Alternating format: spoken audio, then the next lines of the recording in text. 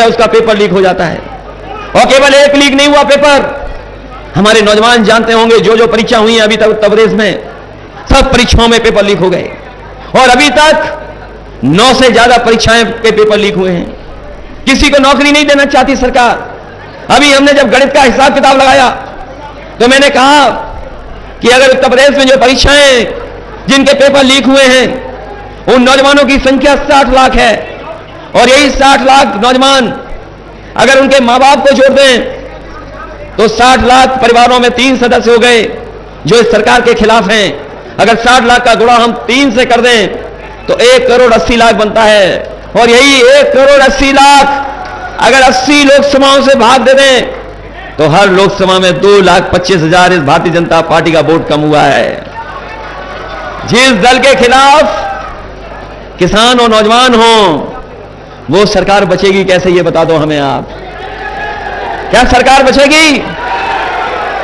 और चाहे बड़े बड़े चैनल इलेक्टोरल बॉन्ड के बारे में बताएं ना बताएं, लेकिन हमारा एक एक नौजवान जो मोबाइल चलाता है, जो देखता है, वो जानता है कि इलेक्टोरल बॉन्ड की चोरी जब से पकड़ी गई है तब से भारतीय जनता पार्टी का बैंड बज गया है।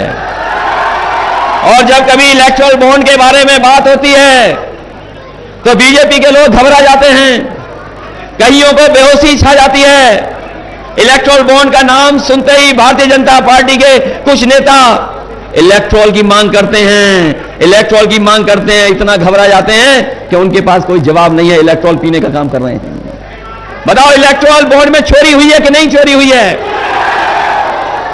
कोई चंदा दे तो कम कम चंदा देता है, कोई 5,000 देता है, 10,000 देता है, 1 लाख देता है, 2 लाख देता है, लेकिन कोई 50 करोड़ नहीं देता है, 100 करोड़ नहीं देता है, 1,000 करोड़ नहीं देता है। याद है कि नहीं याद है? बीजेपी के लोगों ने कहा था कि न खाएंगे न खाने देंगे, लेकिन ये बीजेपी के लोग तो ऐसा खा रहे हैं कि डकार भी नहीं ले रहे हैं। बताओ ये डकार भी ले रहे हैं कि नहीं ले रहे हैं? इसलिए सावधान हो कि नहीं सावधान हो आप लोग? जहां तक विकास की बात हो रही है, ये लोग विकास नहीं कर रहे हैं, केवल विकास के नाम पर प्रचार कर रहे हैं।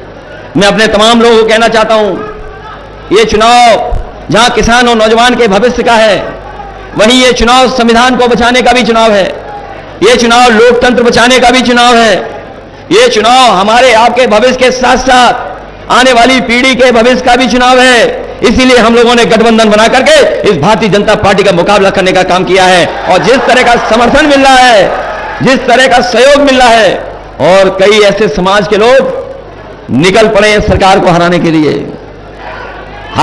निकल पड़े हैं और हर तरफ इनके खिलाफ पंचायतें हो रही हैं, खुल करके लोग इनके खिलाफ आ गए हैं। और ये जो डबल इंजन की सरकार है, इस चुनाव में केवल एक सरकार नहीं जाएगी, एक वोट डालोगे लोकतंत्र संविधान तो बचेगा, 2-2 सरकारें चली जाएंगी, ये रोक नहीं पाएंगे। इसलिए हम आपसे कहना चाहते हैं कि ये जो एनडीए वाले, ये जो गठबंधन बना करके घूम रहे हैं बीजेपी के लोग, ये कह रहे हैं कि परिवारवाद की परिभाषा दे रहे हैं। हमने तो कई मौकों पर कहा और फिर कहता हूं कि बीजेपी के लोग संकल्प लें कि किसी भी परिवार वाले को टिकट नहीं देंगे और किसी भी परिवार वाले से वोट नहीं मांगेंगे।